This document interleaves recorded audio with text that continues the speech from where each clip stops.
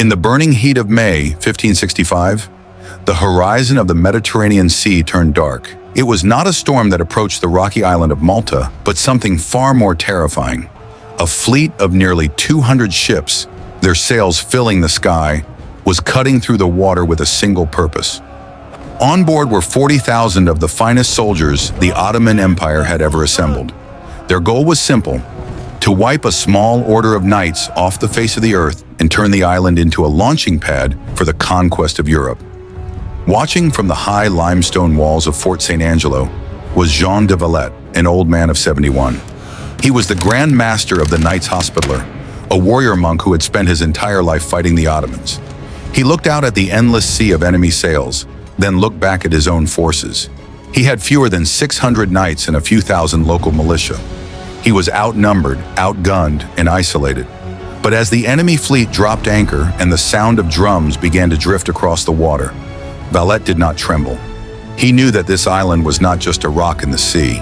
It was the shield of Christendom, and he had decided that if the shield was to break, it would break only when every defender lay dead beneath it.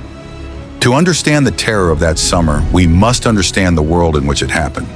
The 16th century was dominated by the shadow of the Ottoman Empire. Under Suleiman the Magnificent, the empire had reached the peak of its power. It controlled the Balkans, the Middle East, and North Africa. Its navies ruled the Eastern Mediterranean, raiding coastlines and taking thousands of captives every year. The kings of Europe were divided, squabbling over borders and religion, while the Ottoman war machine moved with a unified, terrifying discipline. Standing in the way of this expansion were the Knights Hospitaller. They were relics of a bygone age, the last Crusaders.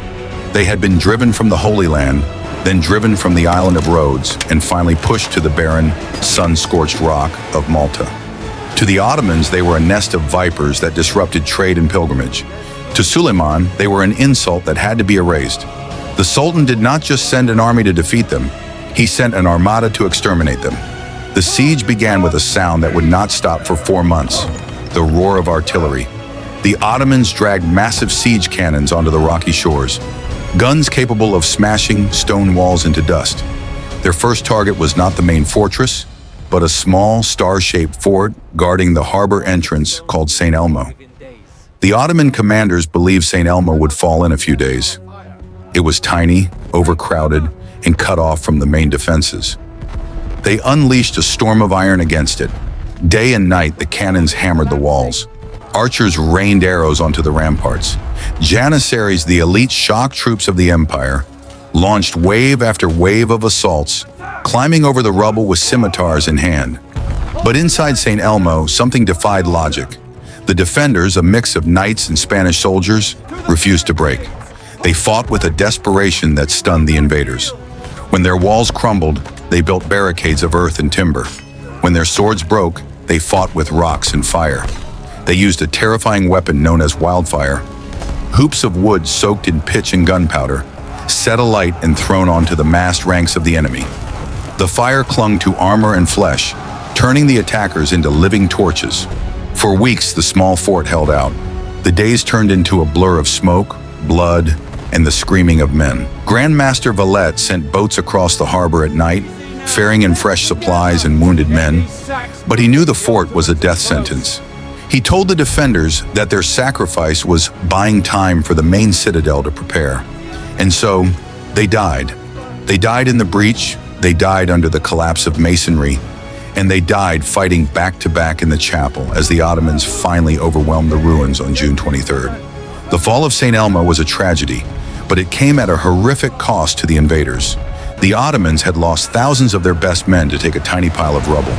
The Ottoman commander, looking at the massive fortifications of the main citadel across the harbor, famously asked, "If so small a son has cost us so dear, what price shall we pay for the father?" To break the morale of the knights, the Ottomans committed an act of calculated brutality. They took the bodies of the dead defenders, decapitated them, nailed them to wooden crosses, and floated them across the harbor toward the Grand Master's position. It was a message: this is your future. Valette's response was immediate and cold.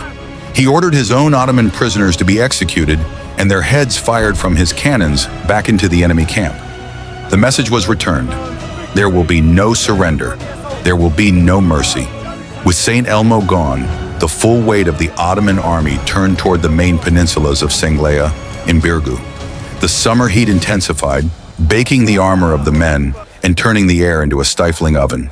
Water was scarce. Disease began to spread in the cramped quarters. But the psychological war was just as intense as the physical one. The Ottomans kept up a constant bombardment, a rhythm of destruction designed to ensure that no one slept, no one rested, and no one forgot that death was coming. In mid-July, the Ottomans launched a massive amphibious assault. Boats loaded with janissaries swarmed toward the seawalls of Senglea. At the same time, thousands of troops attacked from the land. It was a coordinated hammer blow meant to shatter the defense in a single afternoon. The fighting that followed was some of the most brutal ever recorded. It was not a battle of tactics, but a brawl in the water and on the walls. Knights in heavy plate armor fought waist-deep in the sea, grappling with attackers trying to scale the wet stones. The water turned red with blood. On the ramparts, the local Maltese men and women joined the fight, throwing boiling water and stones down on the invaders. At the height of the battle, it seemed the walls would be breached. The Ottoman flag was planted on a crucial bastion. Panic began to spread among the defenders. Seeing this, Grandmaster Valette did something that would become legend. He did not issue orders from a bunker. He grabbed a pike and ran toward the breach. The sight of the 71-year-old Grandmaster charging into the melee shamed his men into action. They rallied around him, fighting with a renewed, frantic energy. They pushed the janissaries back, inch by bloody inch, until the wall was cleared. Valette was wounded in the leg, but he refused to leave the line until the assault was broken. That evening, as the sun set over the smoking ruins, the knights realized that their leader was prepared to die with them, and that knowledge forged a bond of iron between them. August brought the peak of the crisis. The Ottoman army, frustrated by the resistance, unleashed a total bombardment. They dug mines beneath the walls to blow them up from below. They built massive siege towers to overlook the defenses. The noise was so deafening that it was said to be heard clearly in Sicily, over 60 miles away. Inside the fortress, the situation was dire. The walls were reduced to piles of dust. The garrison was starving. Ammunition was running low. Every man was wounded, exhausted, or sick. The knights begged Valette to pull back to the inner castle, the Fort St. Angelo, and abandon the outer walls. It was the logical military move, but Valette refused. He knew that if they retreated, the civilian population would be slaughtered, and the morale of the defense would collapse. "Here we fall," he said. He ordered the bridge to the inner castle to be destroyed. There was literally no way back. They would hold the outer walls, or they would die on them. The Ottomans, too, were suffering. Dysentery and fever were sweeping through their camp. Their supplies were running low as the long siege dragged on. The morale of the invincible army was cracking. They had expected a quick victory, a week of fighting against a handful of monks. Instead, they had found themselves trapped in a grinder that chewed up their finest regiments. The janissaries, who had never known defeat, began to mutter against their commanders. They were dying for a rock that offered them nothing but heat and death. By early September, the weather began to change. The winds shifted, bringing the promise of autumn storms that would make the sea dangerous for the Ottoman fleet. The commanders in the Turkish camp knew their time was running out. They launched one final desperate assault.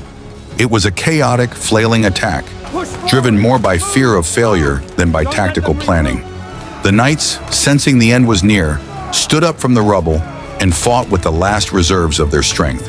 They held, and then the miracle happened.